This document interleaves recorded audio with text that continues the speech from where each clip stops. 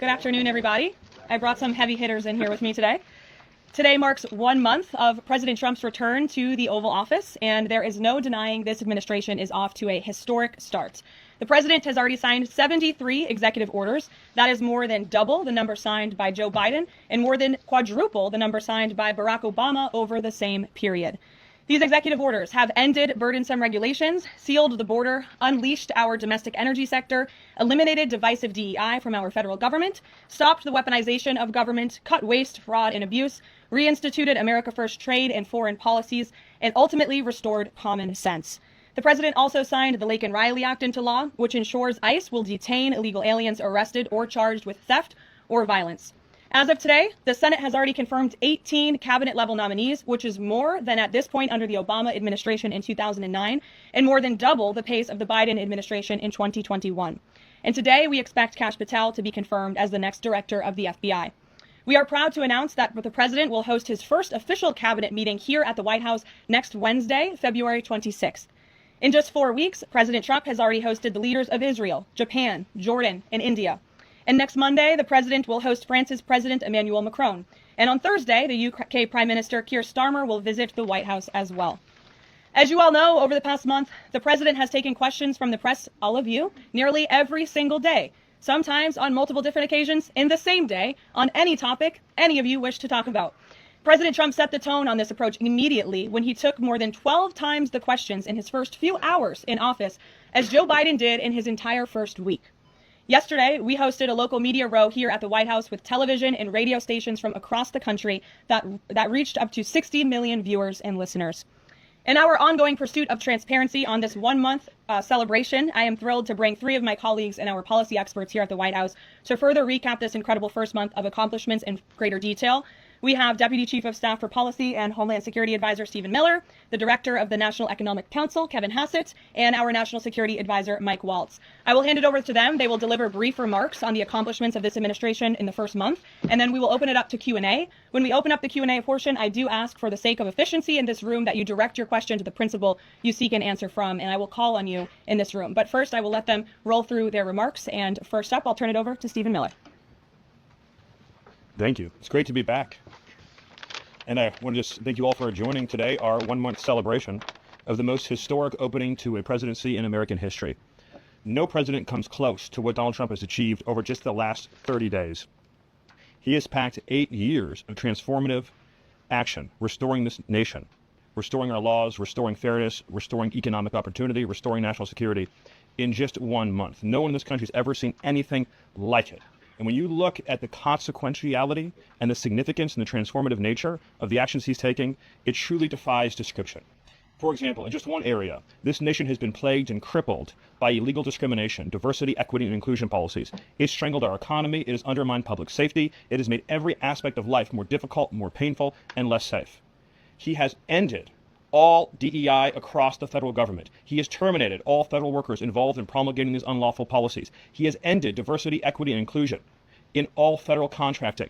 He has restored merit as the cornerstone of all federal policy, restored the full, fair, impartial enforcement of our federal civil rights laws for the first time in generations. And he has cracked down on individuals across this government and nonprofits who have engaged in illegal racial discrimination against the American people.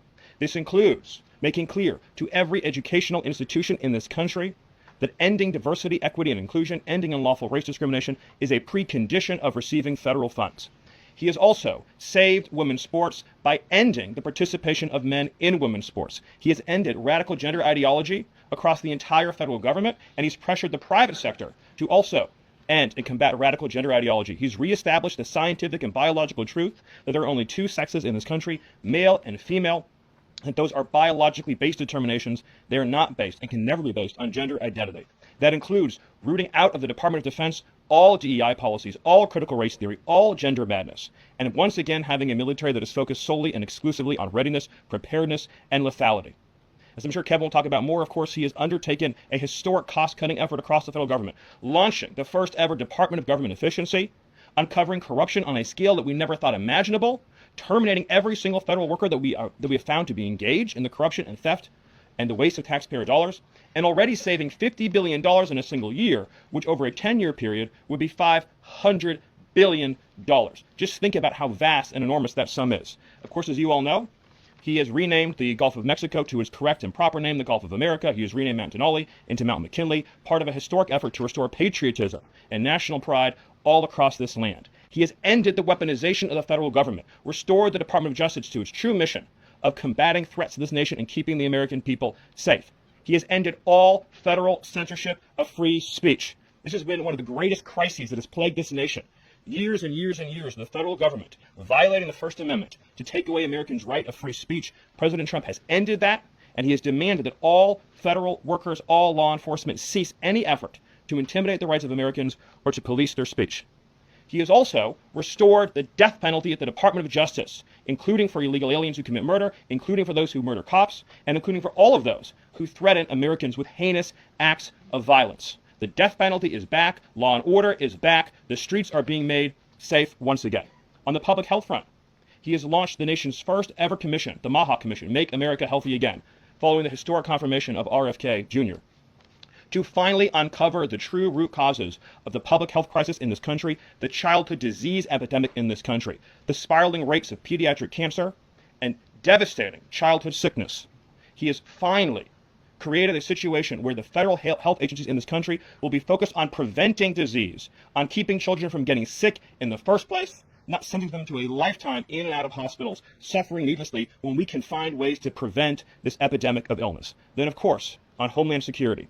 Today, it is officially the law of the land, at the conclusion of the congressional notification process, that 6 Mexican cartels and 2 transnational gangs, Tren de Aragua, or TDA, and MS-13, so 8 organizations in total, are now formally designated as foreign terrorist organizations, which means that every single member of those organizations who operates on U.S. soil is now, as a legal matter, a terrorist, and they will be treated as terrorists.